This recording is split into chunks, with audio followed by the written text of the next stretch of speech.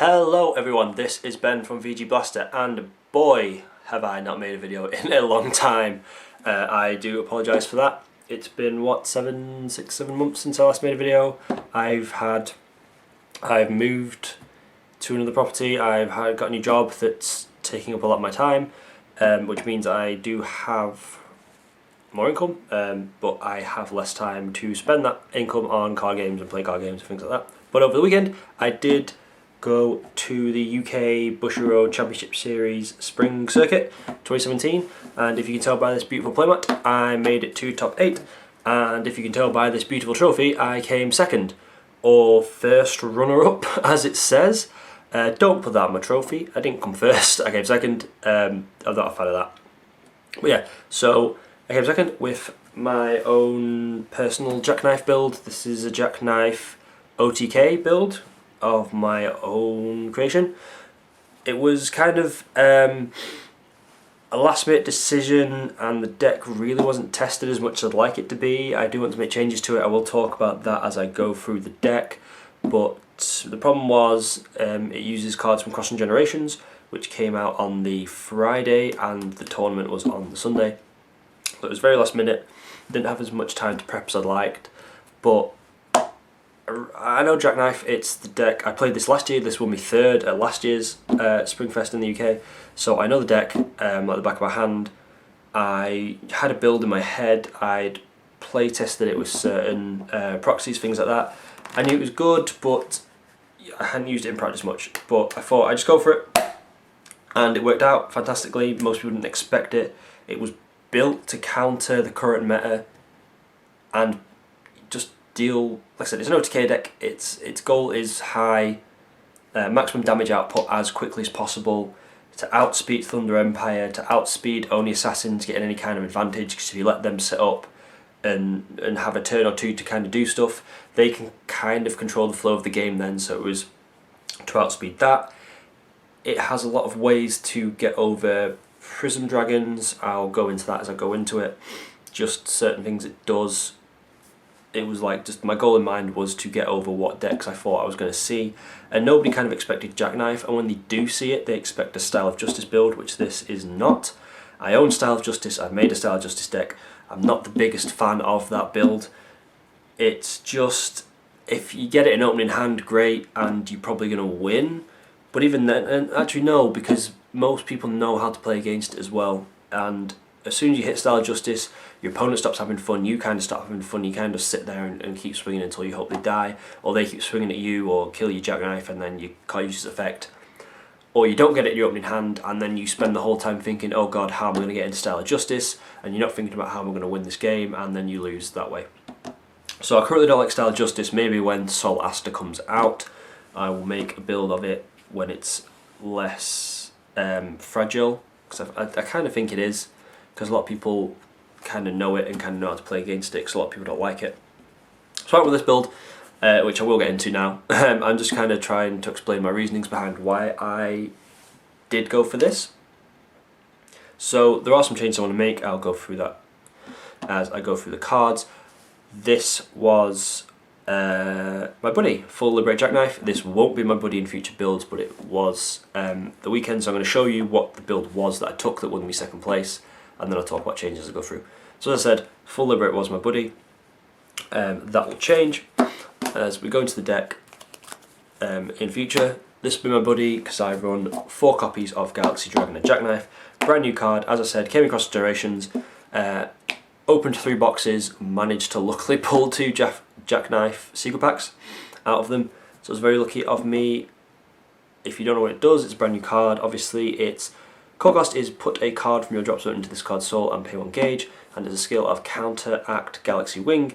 During your turn, you may call a monster with Jackknife from its card name from your drop zone on top of this card. By paying its core cost, you may only use Galaxy Wing once per turn, and obviously it has Soul Guard. I apologise for the light, by the way. I'm just looking at my camera now. It's kind of towards the end of the day, hopefully you can see, but I might adjust brightness in post. Yep, so very good. This card, obviously the goal of this card is to call it, swing with it, call something on top of it. This is, the main combo is with him and Full Liberate Jackknife, just alone without any kind of Dragon Arms that increase crit or anything like that. That's 7 crit for 2 gauge. Most of the time it's going to be 10, which I'll go into later with some of the Dragon Arm stuff. But you can call that or call another one on top of it. Obviously you can only use the effect once per turn, but it's a really good card, really good for comboing. The whole point of this build is to have these in hand or to call these and use the skill. Put in as much damage to your opponent's face as possible, as quickly as possible. Like I said, you need to outspeed stuff, you need to get in there, you need to, with this deck it just goes for it, and it worked out pretty much all day at the tournament. Next, 3 copies of Full Liberate Jackknife. This will probably go to 4 because, like I said, the main combo of this deck is him and Galaxy, so you really want to optimise your chances of getting both of them. If you get him in hand, you're just gonna charge him anyway. You really want him in the drop zone, or if you go first, he's a good first call. Then he's in the drop zone for your Galaxy Dragon plays. If you know what it does, his skill is call cost to pay on gauge and put the top card of your deck into this card's soul. Counteract, during your turn you may put a soul from this card into the drop zone. If you do, stand this card and soul guard. So as I said, you go Galaxy, swing for 3 crit, call this over it, swing for 2, use its skill, stand it, swing for 2 again. That's minimum. You're probably going to be doing either more attacks than that, you could have more cards on the field. Like I said, that's 7 crit for 2 gauge. Decent stats as well on both of them, 635 on Galaxy Dragon and 635 on Full Liberate. That is also important numbers for reasons I will also explain later. Continuing with the Jackknives, next, Radiant Guardian Jackknife Aster. Aster is still a solid card, so that's why we run it. Its core cost is also useful for a combo I'll talk about later, which is pay on gauge, and you may put this card on top of a Jackknife. Its skill is during your opponent's turn. If there is a Dragon Arms in its soul, it cannot be destroyed by card effects, and then it has a secondary skill of you cannot be dealt damage by effects from your opponent's cards, and items on your field cannot be destroyed, and of course soul guard. So if this is out on the field, you can't be killed by Cristiano Crystal Shoot. Obviously, if you know you're not going to be able to break a Center Prism Dragon, you make sure this is here. They can't use the impact against you because you're not nullifying it. You just can't be dealt the effect damage at all. You nullify penetrate, things like that. Very useful card. Obviously can't be destroyed on your opponent's turn. It's like almost like a bat as long as you have a Dragon Arms. So obviously the opposite to bats. It's on the opponent's turn. But anyway, so yeah, it's just a solid card. It used to be the focus of my previous build, obviously last year when it was more prevalent, but now it's just kind of a good support card. It's not the main focus of the build. That's the other 2 Jackknives we've already seen. But it's a solid card that I suggest you would run in this build. Obviously I know they're very hard to get hold of. Finally for Jacks, we run 3 copies of Star Guardian Jackknife just because it is solid. I'm not a fan so much of Future Gazer just because of its it's pretty low stats until later in the game, and as I said, this deck really just wants to go for it from turn 1. It's OTK. If you go second, you can usually pretty regularly kill your opponent on turn 1. I did it a lot and they didn't expect it. So we use Star Guardian because it's just solid. I'll probably take 1 out to put Full Liberate up to 4, or I might take someone else out. I haven't decided yet, it needs some testing. But yeah, this is the original Neo Dragon Jackknife. Its core cost is just pay on gauge, and when this card enters the field, you may put a monster from your drop zone into this card's soul and soul guard. So he's solid. He's a good turn 1 card as well. High crit, good just to use. In general, he'll probably be replaced by Hero Dragon and Jackknife when he comes out in August, I think. When it comes out, annoyingly in a set and not in the dual decks like Japan got. But yeah, he is, like I said, he's just solid because of his crit and of his cost. Just his Jack in name as well, so good. Next for Neo Dragons, 2 copies of Super Sun Dragon Bal Soleil, which might seem odd. This was a not last minute, but quite late in the game addition to the deck, but it was extremely useful all weekend. It's mostly because he's a double attack with 3 crit. Obviously when you call him, you're usually going to have a card in the soul. If you don't know what it does, it's pay to gauge and put a monster from your field into this card's soul. If there's one or more cards in the soul of this card, it gains +1 critical and damage dealt to you is reduced by 1. And to counteract, you may pay 1 gauge to destroy a monster in your opponent's centre, double attack and soul guard. So obviously you would call him on top of something, you'll have a soul, make him 3 crit, 6 crit. Output. This is useful with other stuff. When we go into Dragon Arms, I'll talk more about combos with him. But he's just really good for damage output. Also clearing centre, you know, if they don't have Quintessence of Thora, the main one, because he can't be destroyed by card effects, but all of the Crystal Prism Dragons can. So he's very good for clearing centre against prisms, stuff like that. Dealing with stuff like Dual Jaeger, multiple things. He's good for clearing centre. He's good for doing damage output, and he works with the flow of the deck, I find. Next, for Neo Dragons, we use Gradaton? I always call him V Graduation, and that's not how you say it. Quantum Ruler. He's Quantum Ruler. His skill is Stardust Brave. Stardust Brave? Stardust Brave. When it enters the field, if you have a Neo Dragon with one or more soul, you gain a gauge and then you draw. So this deck, apart from Battle Slay, everything works in increments of 1 gauge. So you don't need a lot, but you do need it for the pokes, for the multi-calling, just to keep the engine of your deck moving. You'll see this deck runs quite a bit of draw power, because you really want to be digging into it to find the Jackknives you want, to find the Dragon Arms you want. So drawing is a plus in any deck, honestly, but it's even more so in this deck, just so you get what you need to finish your opponent quickly as possible. And finally, for Neo Dragons, we run 3 copies of Star Dragoner Luminous Blue. This card gets +1000 power and defense for each soul in cards on your field, and when this card attacks, you may put a monster from your drop zone into the soul of a Neo Dragon on your field, and he has Soul Guard himself. Solid 2 crit, stats can be good depending on what's on your field, and he's mainly there just for his secondary skill of on attack, put something in from drop zone to soul. You run a lot.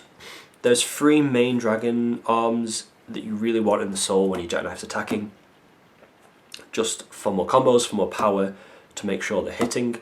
I'll go into that in 1 second, but he's just really good to make sure that is just a continuous thing that goes on. We now move on to Dragon Arms. We run 2 copies of Dragon Arms Bigger Brave. He is a new card from Cross Generations. Its skill is, if the Neo Dragon with this card in its soul is attacking alone, that attack cannot be nullified, which is incredibly powerful but comes with the detriment of at the end of battle that the Neo Dragon attacked, this goes from soul to drop zone. Obviously that can be recycled with Luminous Blue, that's one of the things you can do. He's got a solid 2 crit as well if you just want to slap it down for an additional attack. Like I said, the goal is damage output, so that's not terrible. But it's just really good for making sure your attacks hit. It's also very good as a finisher, because a lot of like your Galaxy Dragonair, when you call it, you get a card from drop zone into its soul. So your opponent's at 3 life, sorry. You just call this, put that into soul from its effect, swing. That's usually game unless they have nullifiers, but not nullifiers, damage reducers. But nullifiers are a lot more common, so that's why Bigger Brave is a really good card. Really make sure you are hitting when you need to. Next for Dragon Arms, 2 copies of Dragon Arms Weiger. Probably butchered that name, but his skill is Double Arm Bit. When this card is put from the soul of a Neo Dragon into the drop zone, you put the top 2 cards of your deck into your gauge. There's a few cards in this deck that remove soul. Obviously, Full Liberate being one of them. You have to remove a soul for its cost to stand it. So you go into this, swing, remove it from the soul to stand it, and then you get 2 gauge as well, which is useful. As I said, you don't need a lot of gauge, but you do need a good amount to keep the multi-attacks going. Once again, solid 2 crit if you just want an extra attacker. Really good card, just help keeps the deck going. Next, 1 copy of Dragon Arms Charger. As I said, I run a fair bit of draw power in this deck, as his skill is when he enters the soul of a Neo Dragon from anywhere, I believe. Yep, just when this, from field or drop zone. You can pay gauge and you draw a card. So he's not essential. Usually he'll be the first card I take out when I sideboard, but he's still pretty solid, pretty good card. Yeah, like I said, I explained before that you really need to draw into stuff you want. He's just there as an extra Dragon Arms just for that. Next, 2 copies of Dragon Arms Garble Anchor. It's a counteract skill. When your opponent casts a spell, you may put this card from the soul of a Neo-Dragon on your field into the drop zone, pay a gauge and a life to nullify that spell. So he's here for similar reasons as why Bigger Brave is in the deck, just to make sure your attacks are hitting. He's even better because he just completely nullifies the card. He'll make your opponent sometimes waste gauge if they use stuff like Arc Dragon Shield, stuff like that. So it's good on your turn when you're attacking. On your opponent's turn, you can stop them doing certain stuff. You can stop like Oni Assassins, getting some gauge and some draw, stuff like that. Just a solid card. Obviously, when it's on the field, people know you're going to use it. It's not going to be a surprise. But a lot of people try and fool you into believing you don't have it. I had a lot of people that would quickly go, "Oh, Green Dragon Shield." I'd be like, "No nullify, I win," kind of thing. So he's really good. People don't like seeing Garble Anchor. It really upsets them. Because essentially, if they look at the hand and they've only got that one defense spell that would save them, they know that's game at that point. Next, we move on to the final 2 Dragon Arms and the 2 MVPs of the deck. First being Dragon Arms Mayday. I refuse to call it M4YD1. It's Mayday. Skill of Counteract. Help call. If this card is in the soul of a Neo-Dragon, you may call to 1 size 2 or less Neo-Dragon from your hand by paying its call cost. We only use Help Call once per turn. And obviously it's a cross knives, all the Dragon Arms do. Really, really good. A lot of combos with this. Obviously it's a size 2, which most of the Neo-Dragons are size 2 or less, apart from Bal Soleil. But you can go into Bal Soleil first with this, and then swing for, what, minimum 6 crit, and then go into Galaxy Dragoner and then do some more combos from there, obviously if you have the gauge. Also, you can go for multiple combos where you can go, this is also one of the reasons why we run Aster, because you call it on top of a Neo-Dragon, because obviously you can call a fresh one, but then you're going to lose usually a Neo-Dragon for a fair bit of soul. So you can go Galaxy Dragoner, swing, go into full Liberate, swing, stand, swing, and then go into Aster. So that's what, 3 gauge for 10 crit just there. So it's these kind of combos that really upset your opponent, really put the damage in early. I played a lot of games where they just didn't open with a defense spell in hand, OTK'd them, and that just off little things like that. So really good card to have. Also, I had a lot of times where you don't even have to call like a new Jack. So I'd call Quantum Ruler, get the gauge in the draw, go into the battle phase, swing with it, start doing Jackknife combos. They'd have like 2 life left, and I just go, okay, Luminous Blue, call off Mayday, swing, game, and that would win me the game. So it's just useful in so many situations. You can be done on your turn as well. So if you somehow like draw into an Aster and don't use it, or you don't want to use it or something like that, you want to kind of surprise your opponent, they can swing at your Jack and you call this one over it and negates the attack because the target's gone, and now you've got an Aster, which will upset a lot of their players probably. So Mayday, very useful, definitely run that at a decent number. And finally, the absolute winner of the deck, biggest Dragon Arms Triple Buster. Its skill is, if this card is in the soul of a Neo-Dragon, that Neo-Dragon gets plus 3000 power, plus 1 critical, and penetrate. This is amazing. I don't know why they made this a card. I am not complaining though. Absolutely outstanding. Like I said, in just the 2 gauge combo for that, that's 10 crit there, that's 4, 3, then another 3.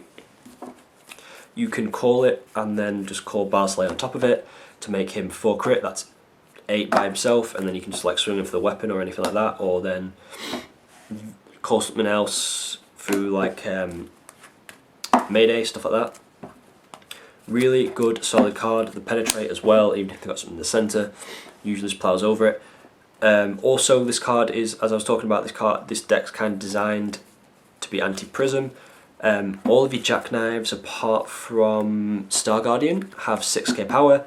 This gives 3k, which makes 9, which is your magic number against Quintessence Athora when they've got crystal spikes. And even if they don't, it just helps you run over the 7k as well. A lot of the Prism Dragons have 7k defense, which will go up to 9 with crystal spikes. So that really helps you run over them. Obviously, you're multi-attacking as well, so you're going to burn through their soul, or you're going to burn through their hand, and then you're going to eventually break them. So Triple Buster is useful for so many reasons. I won most of my games because of this card. I've considered running it at 4 just to make sure the consistency is there for getting it, but 3 seemed to work out pretty okay.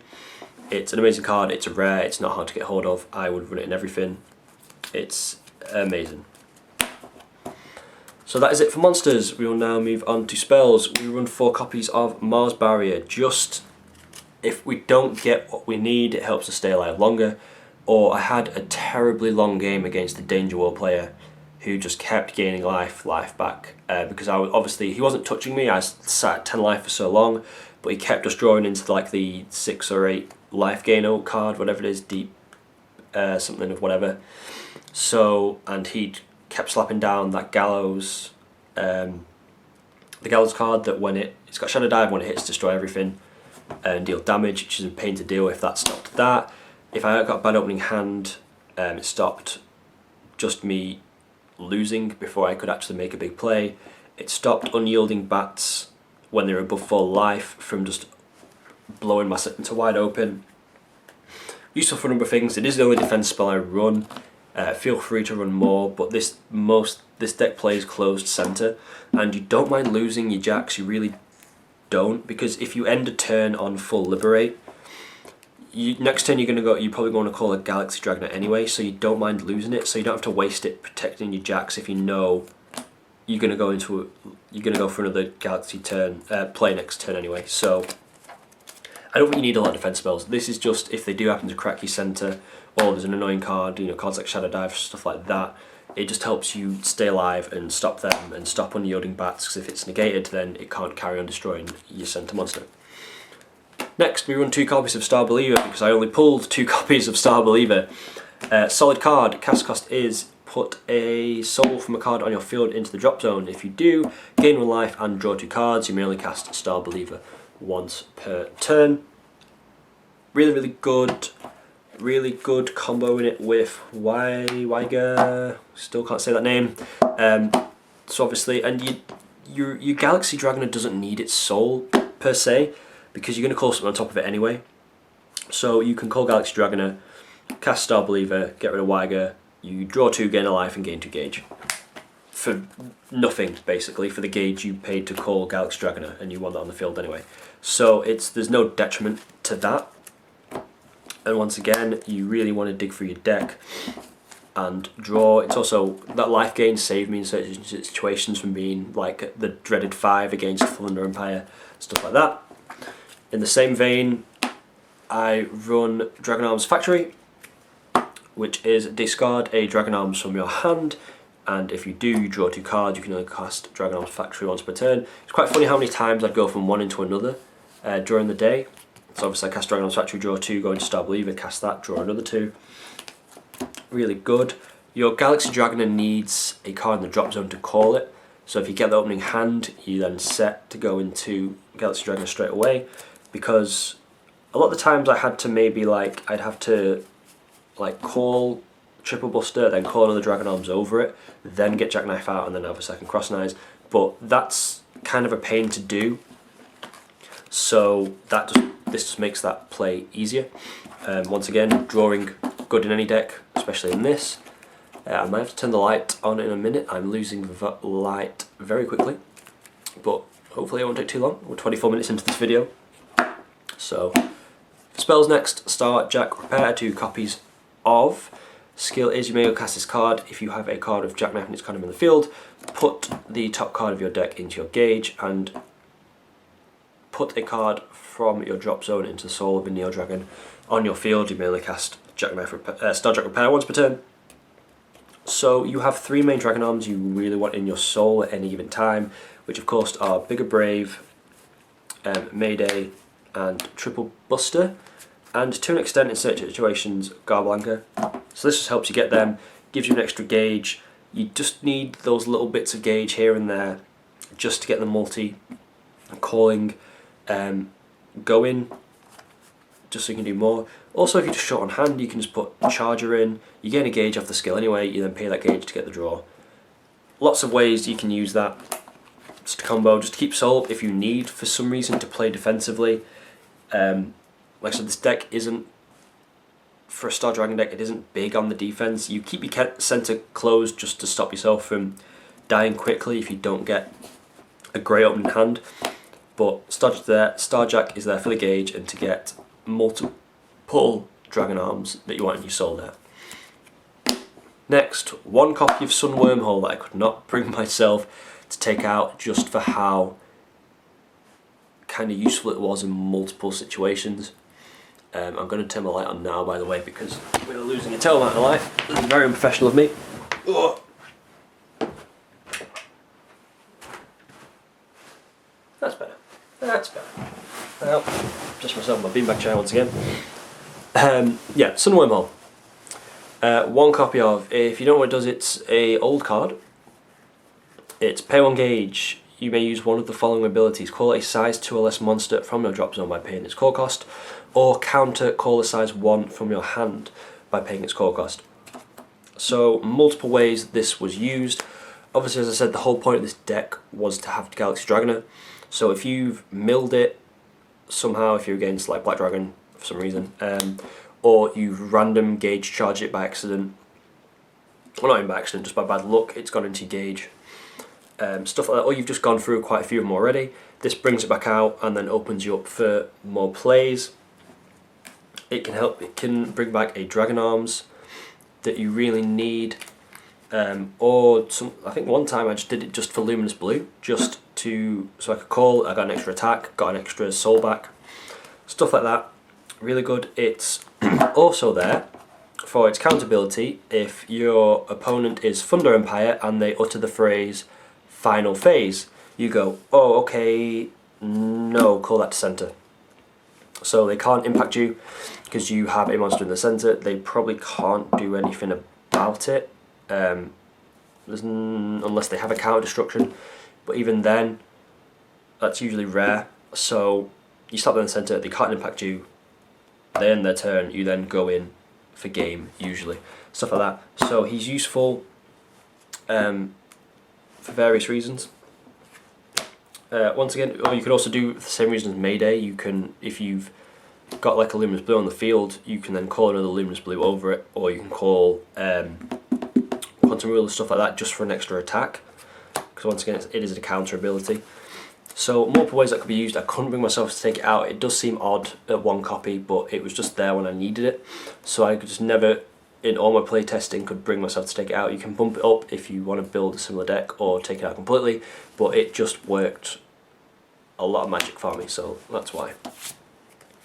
And finally for spells, we run one copy of Extend Defender. I only pulled one copy of Extend Defender.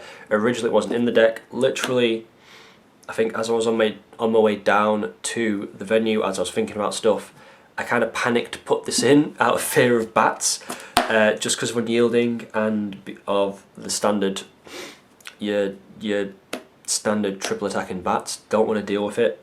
Just don't like it. It upsets this deck a lot. It upsets anyone really. It's annoying. If you don't know what Extend Defender does, because it is a new card, you may only cast this card if you have a monster with 2 or more soul on your field.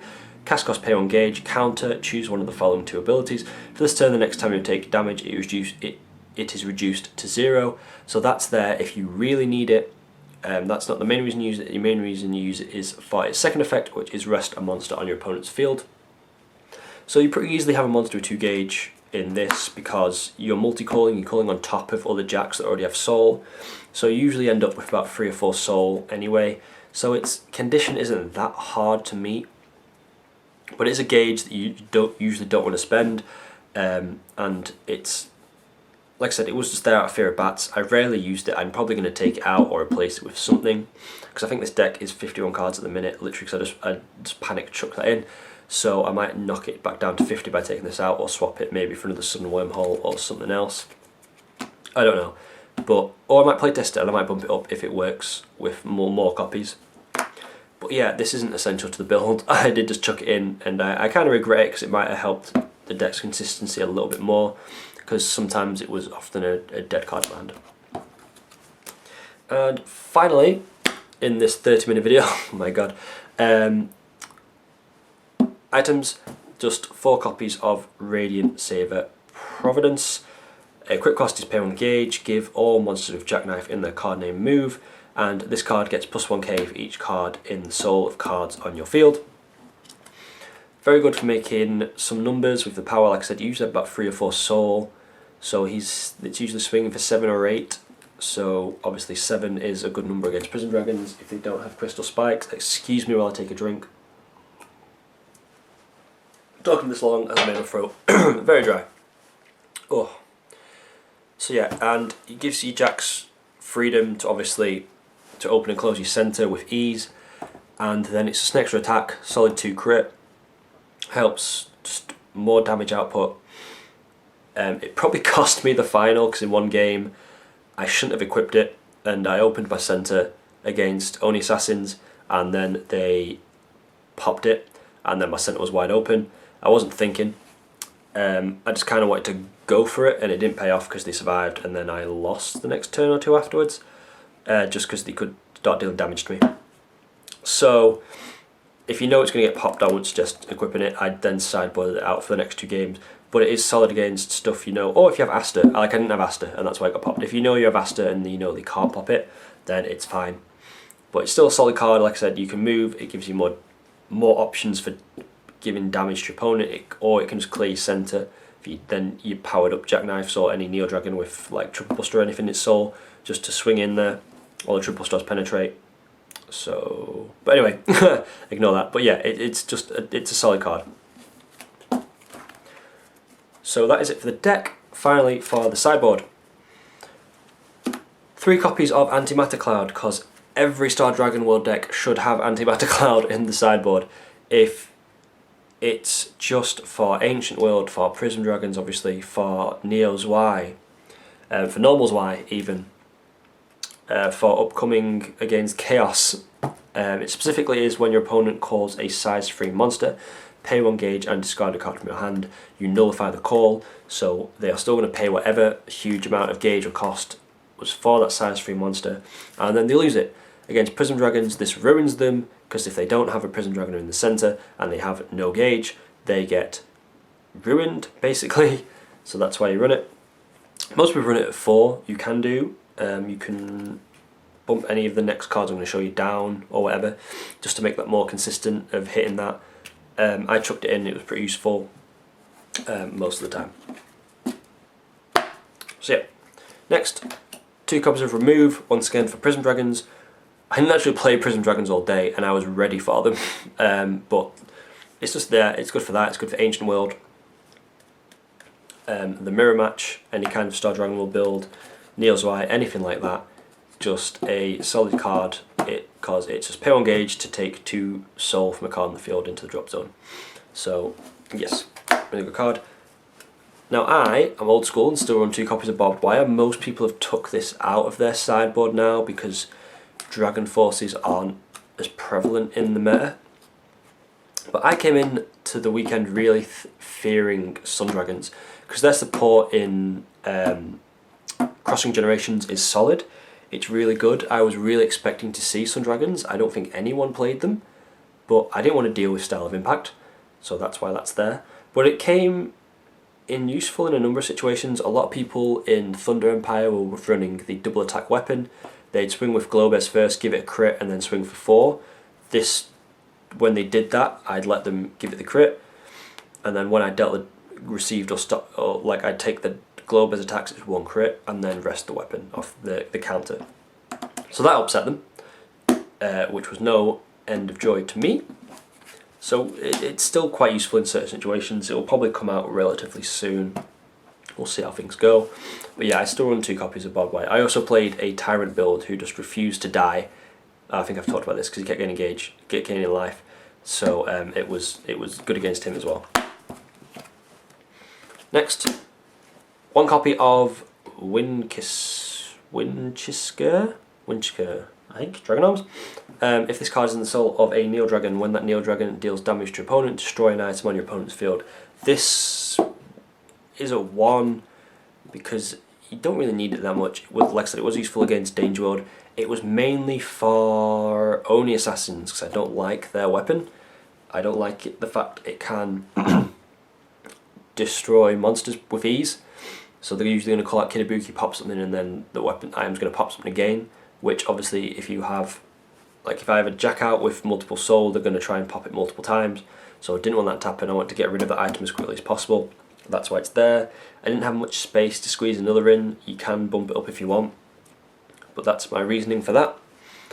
And finally, for the sideboard, 2 copies of Dragon Arms Debris Sweeper. Skill is, if this card is in the soul of a Neo Dragon, your opponent cannot call monsters from his or her drop zone, and when a Neo Dragon with this card in its soul attacks, puts a card in your opponent's drop zone on the bottom of their deck. And of course, cross knives.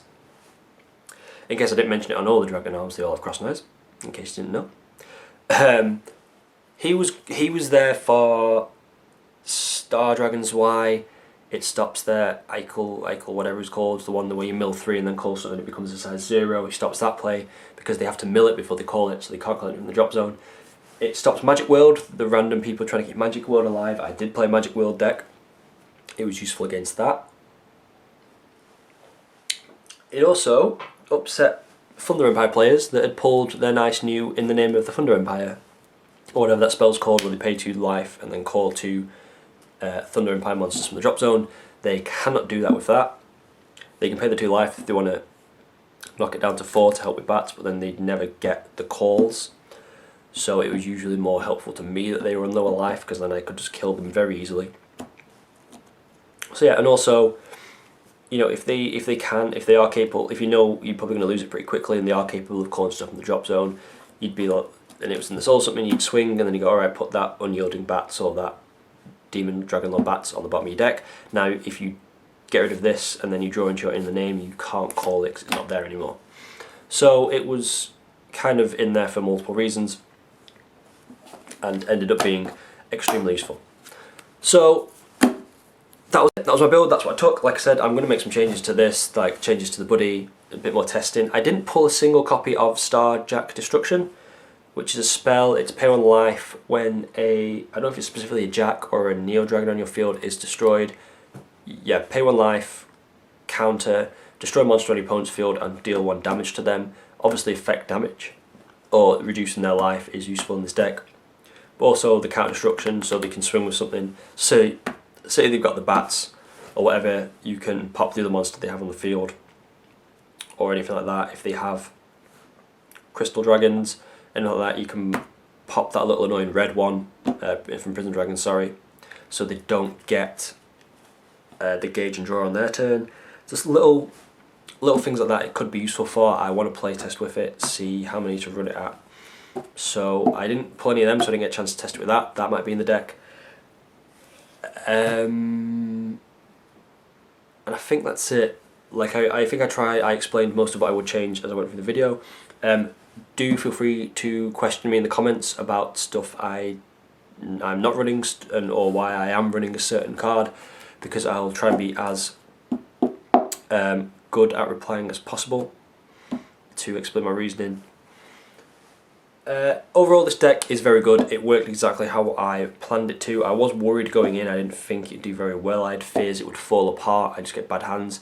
But you can do a lot with very little in this deck from the way it's built. It is built for consistency, for just the maximum damage output, and then it puts your opponent on the back foot, and then they start getting scared and start playing maybe not how they would normally, and then they will lose that way as well. And as I said, I think this is the preferable build currently until we get the maybe the Solasta, stuff like that. Then, you know, Style of Justice, go for it. You know, this is a bad match against Style of Justice, but it can outspeed Style of Justice if they don't get it, like, opening hand turn 1. And even then, you know how to play against it. So, yeah. I'll shut up anyway, because this video has gone on for nearly 40 minutes. So I hope you enjoyed. If you stayed with me all the way to the end, thank you very much. Obviously, I'll try and make more videos soon. This was predominantly supposed to be a Vanguard channel when I started it. I did go to the Vanguard Spring Circuit as well, which in the UK one, which was the week prior to this, and came in like the mid-20s, I think. I took Vanquisher because Narukami is the deck I love the most, and I just got lucky once again. In the UK, for some reason, we always get events like the weekend a main set comes out. So obviously Fighters Collection 2017 came out, and then our event was on the day after, on Saturday. So I was lucky enough to pull once again like the GBA and enough heals and the G-Guard for Narukami. So originally I was going to play Gold Paladin, but I thought, sod it, I'll go for it. Did pretty well. I will make a deck list of that if people want it, of my GB8 build for Vanquisher. It's good, it's just not that consistent overall. It needs the new support, it needs its Vanquisher G, really. But anyway, I'll stop going on now. That video will probably come anyway, actually, whether people ask for it or not, because I need to make more content for this channel again. And I might try and think of some funny little anime videos, because I've not done any of them for a while either. So I hope you enjoyed. Like I said, I'll try and once my finances run back up, do some more box openings, but I'll try and get some more deck profiles up, some more matches, as I will be play testing a lot with this build. So I'll probably film some of the matches with a few variations on this deck, just to show you it in action against stuff like Prisms, against stuff like Thunder Empire, so you can really see how it works in practice. Because I do feel I had to make this video, because if you looked at this, you went on the website and looked at the top 3 and you saw this random Jackknife build that ran like one copy of cards and stuff like that, you think, how the hell does that work? Is this just some idiot who's cobbled together the deck? But there was actually some thought behind it. So yes, hopefully this shone some light on that. I hope you enjoyed. This has been Ben from VGBlaster, and I will see you guys soon. Thank you very much. Bye.